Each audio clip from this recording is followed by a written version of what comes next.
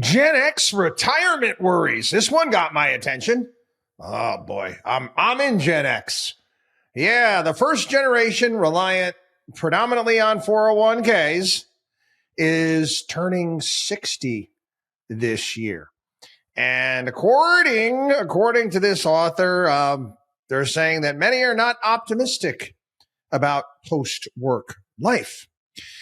Generation X, people born between 1965 and 1980, started their careers amid the swing from traditional pensions to defined contribution plans. Yep, 70% of people, this is across all generations, said they don't think that they're going to have enough money saved by the time that they plan to retire. Again, plan to retire. Isn't that all about when you can retire? And then they go back into the history of this thing, talking about 80s and the 90s. Participation 401k is much lower than it is today. 4 in 5 workers today say they're saving and they're doing the best that they can, according to this person. Back and forth when it comes to this article, when it comes to worries here. People facing a squeeze, inflation, all these things, yada, yada, yada. I've seen plenty of these articles over the years, again and again and again. It's always a concern, is it not? I mean, for most people, well, can I stop working? How long can I live with this money? Greater medical advances. We've talked about, the fact that you take a look at the actuarial tables and, there's going to be people in Gen X where it's going to be, 110 years old. It's going to happen.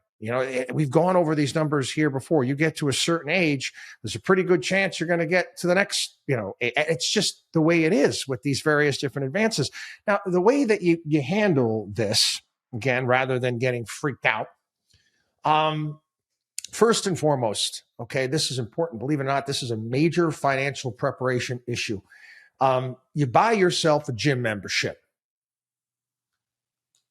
Yeah, I said this on the WatchDog on Wall Street show. That's right. You buy yourself a gym membership. You have to take care of oneself. Now, I get it. Okay. Genetics are what genetics are. And exercise and healthy living are not the end all. It's not everything. But it's not going to hurt. It's not going to hurt. Taking care of yourself, eating properly, exercising, again, that allows you to what?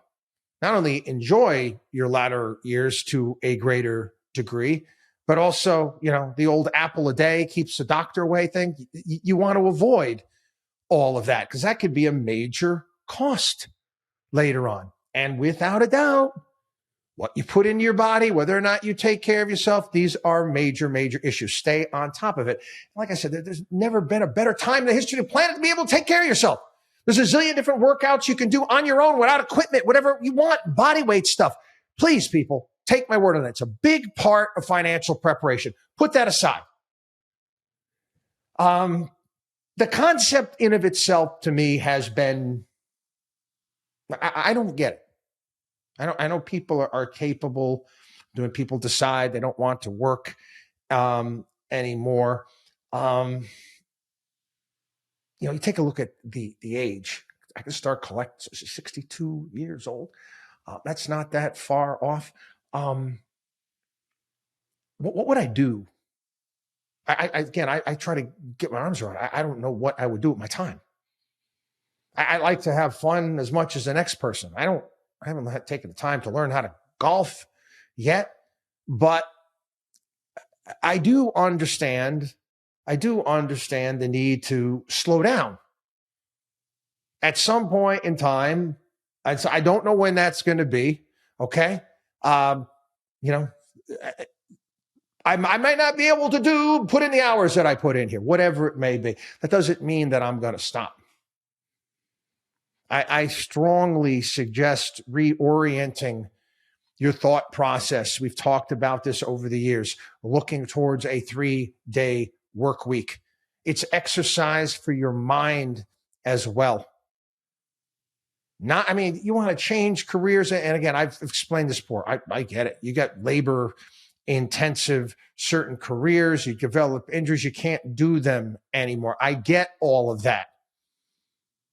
And you might have to leave that, but don't check out completely. Find something else to do a few days a week.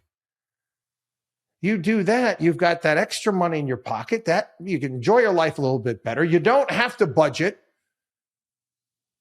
I mean, you've been going through your entire life. You get the kids out the door, you get your house paid for, all of this stuff, and you got this income coming in, and you can enjoy going on trips with your wife. All of a sudden, you want to start worrying about outliving your money, and we got to go on the blue light special. Got to go out to dinner at 4:00. Nah, I don't want that. And I'm sure many people don't want as well. And you don't have to have that. Retirement.